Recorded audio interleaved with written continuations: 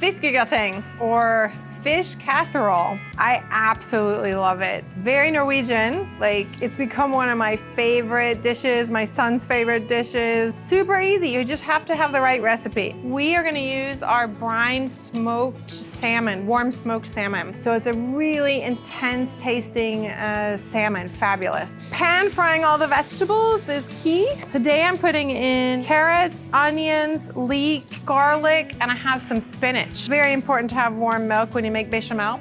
Okay, once my butter is melted, I am going to mix the flour into the butter to make sure there's no clumps. Then I will add the milk to the flour butter mixture and stir it until it is perfectly thickened.